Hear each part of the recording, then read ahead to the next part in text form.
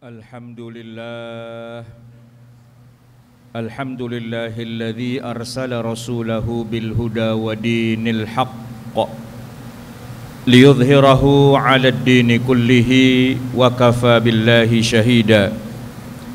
Ashhadu an la ilaha illallah wahdahu la syarika lah wa ashhadu anna sayyidana wa nabiyyana Muhammadan abduhu wa rasuluhu la nabiyya ba'dah.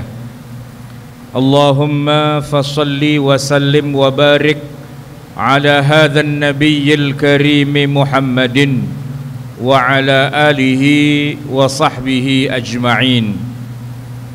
Faya ayyuhal muslimuna rahimakumullah, fa inni usikum wa nafsi bitaqwallah wa ta'atihi faqad fazal muttaqun. Yaqulu rabbuna azza wa jalla fi kitabihil karim ba'da a'udzu billahi minasy syaithanir rajim. Bismillahirrahmanirrahim.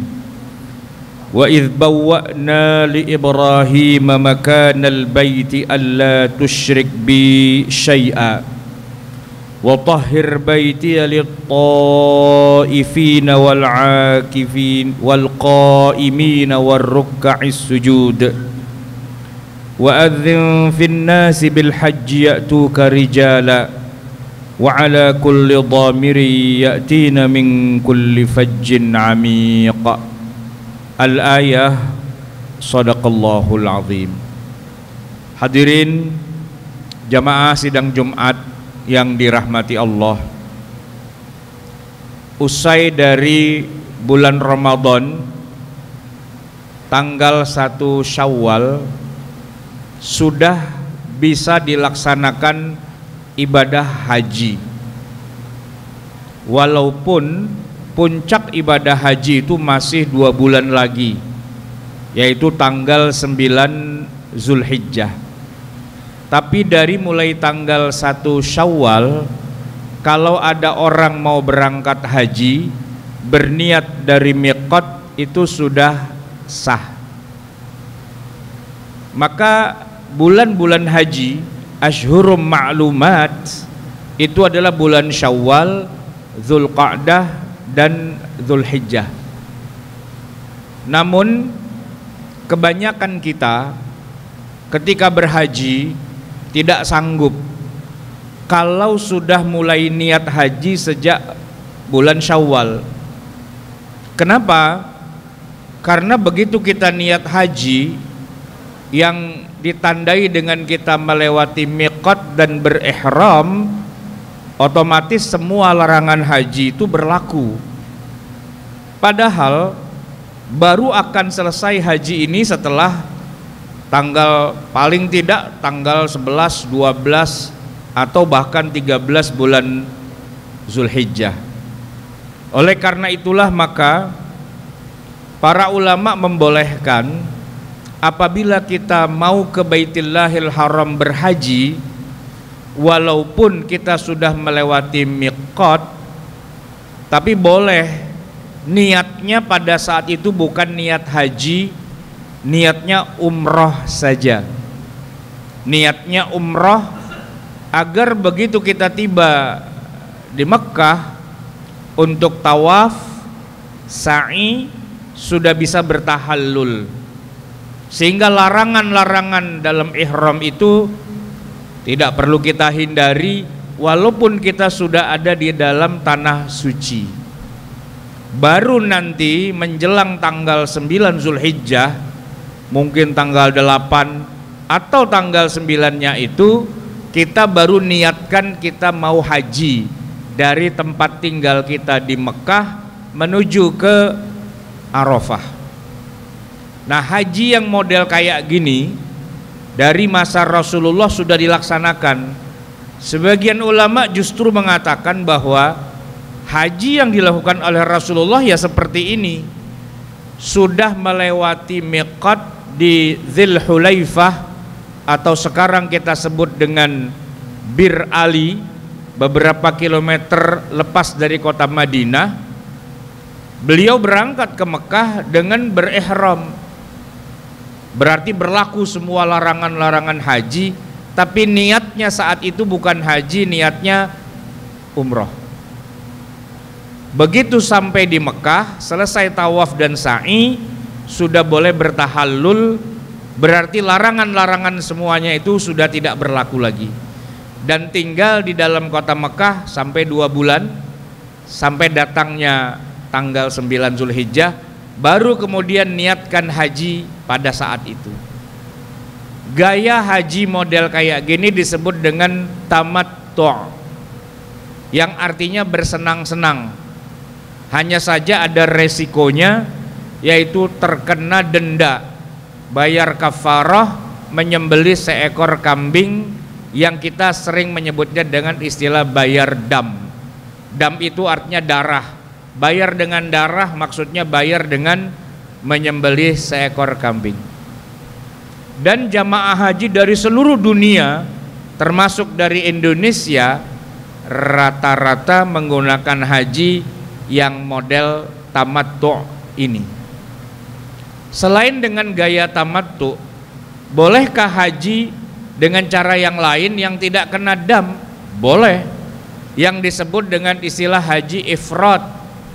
Haji ifrad itu masuk melewati miqat, berihram, dan niatnya adalah haji. Tapi puncak haji tetap tanggal 9 Zulhijjah. Maka kalau dari sejak tanggal 1 Syawal dia sudah lewati miqat dengan niat haji, selama 2 bulan 9 hari berlaku padanya segala macam larangan ihram yang kalau dilanggar hukumannya sama, harus bayar kafarah juga, nyembelih kambing juga. Itu disebut dengan haji saja, ifrad, tidak bersenang-senang karena memang sengsara. Lalu ada lagi haji yang nomor 3, yaitu sekalian dia niat haji, sekalian juga dia niat umroh, dua-duanya. Dan itu sama juga, kena denda juga, harus bayar dam. Maka yang tidak harus bayar dam cuman haji yang tadi, yang berhaji melewati miqat, niatnya hanya haji saja, tidak digabung dengan umroh dan juga bukan umroh. Tapi kebanyakan yang dilakukan oleh umat Islam sedunia, termasuk jamaah haji dari Indonesia, adalah haji tamattu', haji bersenang-senang, karena begitu sampai di Mekah mereka melepas baju ihram. Sudah tidak berlaku lagi larangan-larangannya selama ada di tanah haram sampai nanti tanggal 9 Zulhijjah. Hadirin ma'asyiral muslimin rahimakumullah, sebenarnya kalau dikatakan puncak ibadah haji itu tanggal 9 Zulhijjah, yaitu di Arafah, maka memang sebenarnya yang harus dihadiri, mau tidak mau, suka tidak suka, adalah tanggal 9 itu. Orang mau datang dari tanggal 1 Syawal silahkan, orang baru tiba tanggal 9 itu juga silahkan.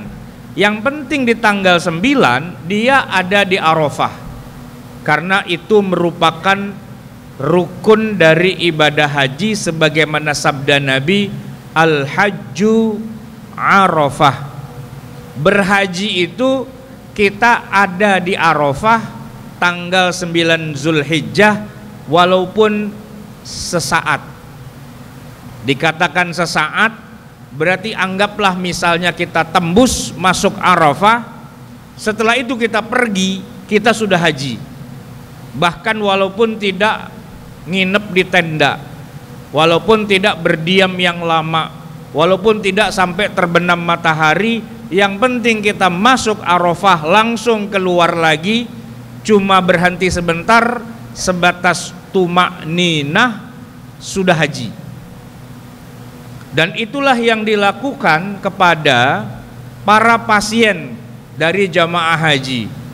Jauh hari sebelum puncak ibadah haji tanggal 9, mereka sudah tiba di tanah suci, tapi atas kehendak qadarullah mereka nginapnya bukan di hotel, nginapnya di rumah sakit, di ruang ICU, niatnya haji tapi tidak bisa melakukan apa-apa, terkapar di rumah sakit.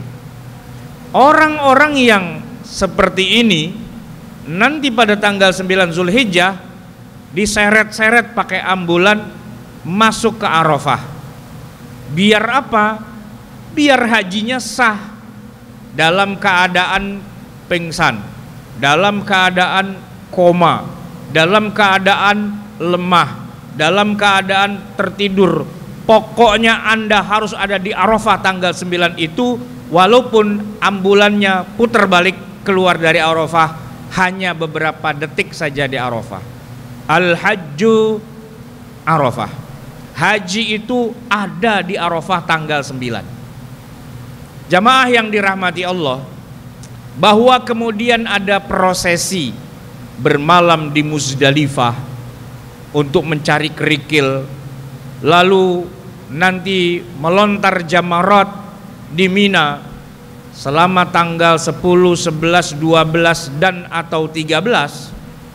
Umumnya para ulama sepakat itu bukan rukun, itu wajib haji. Nanti mereka berbeda-beda, apakah kalau meninggalkan menginap di Mina itu terkena denda dam atau tidak, masing-masing punya dasar.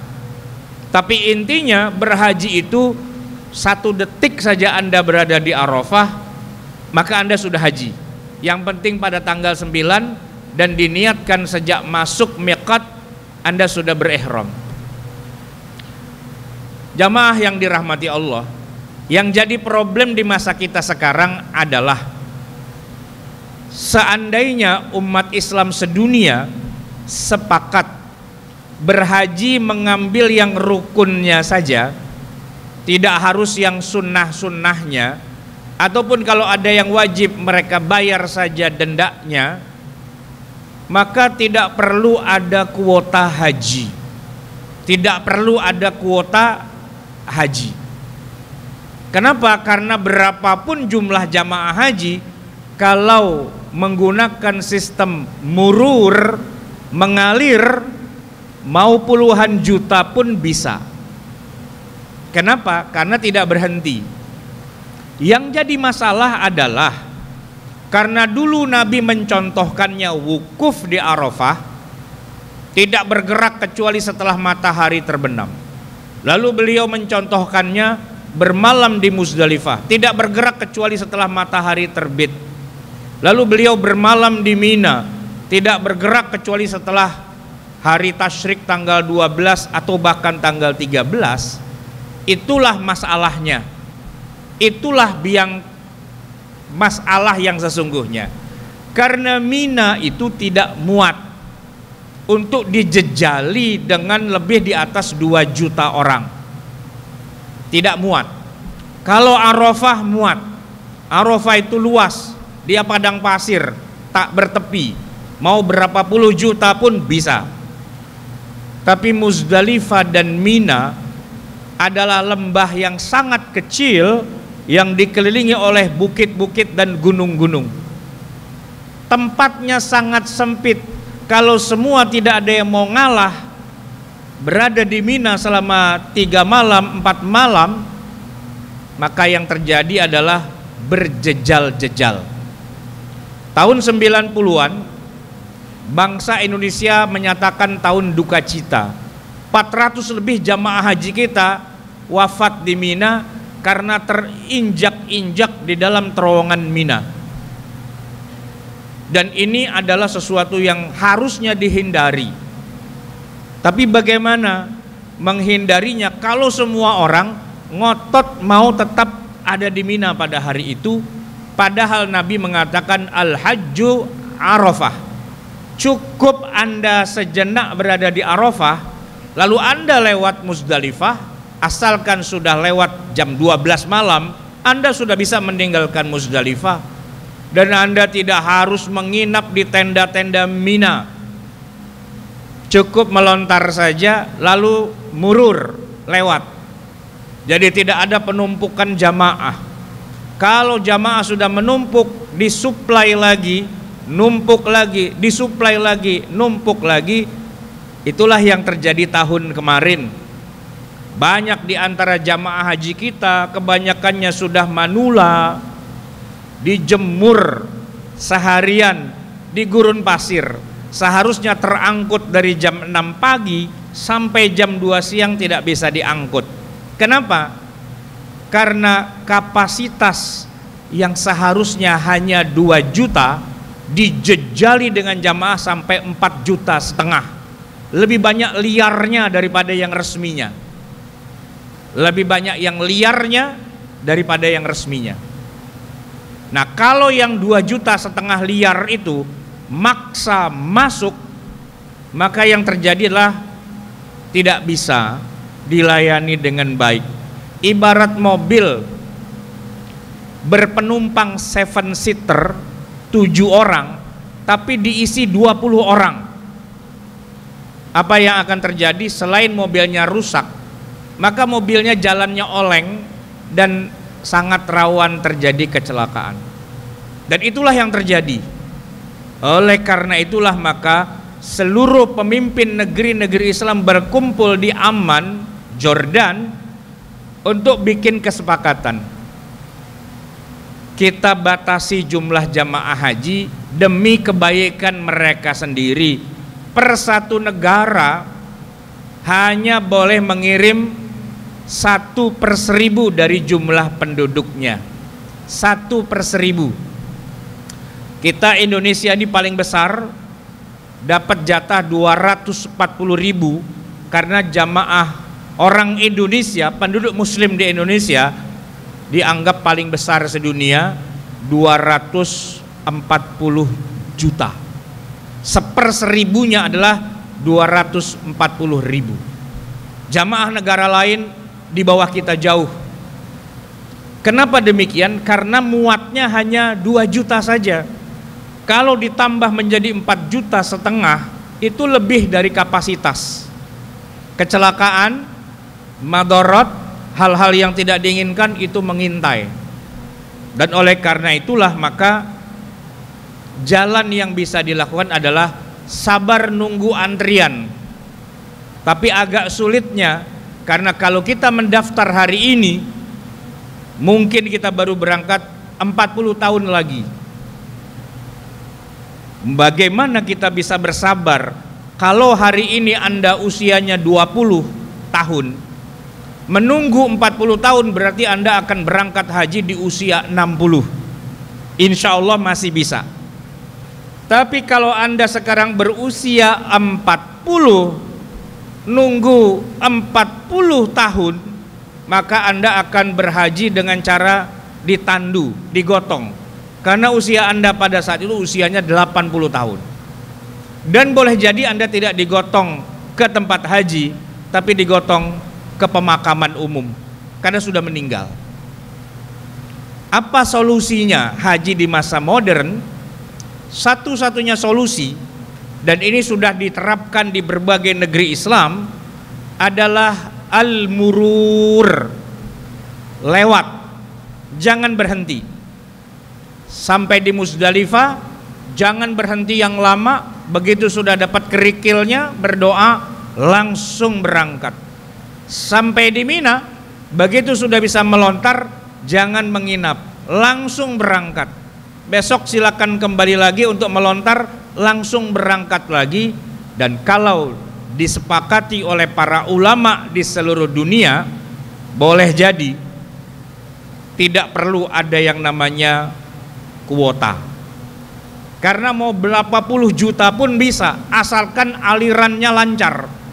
Yang jadi masalah mereka ngotot mau nginep di situ. Kalau di zaman Nabi tidak jadi masalah, menginap di Mina memang sunnah. Sebagian mengatakan wajib, sebagian mengatakan sunnah muakkadah, karena tempatnya masih lega. Saya tahun 91 berangkat haji, Mina masih lega, tidak ada antrian haji. Tapi karena Allah banyak memberikan hidayah, banyak orang-orang di luar Islam jadi mu'allaf, banyak orang Islam yang pada insaf, banyak artis yang pakai jilbab, banyak orang punya kesadaran untuk berhaji, sekarang tidak muat. Maka solusinya pertama bersabar menunggu 40 tahun, atau aturan hajinya dibuat murur, mengalir, tidak berhenti di satu titik.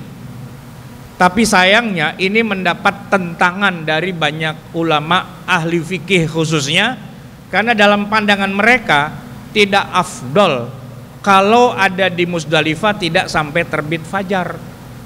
Tidak afdol kalau tanggal 8 Zulhijjah tidak tarwiyah nginap dulu di Mina. Tidak afdol kalau tidak menginap di Mina tanggal 10, 11, 12 dan 13. Gara-gara urusan afdol maka semua masalah jadi berantakan. Sama persis saya pada tahun 91 setiap masuk Masjidil Haram bukan sholat tahiyatul masjid tapi tawaf, karena tahiyatul masjidnya memang tawaf.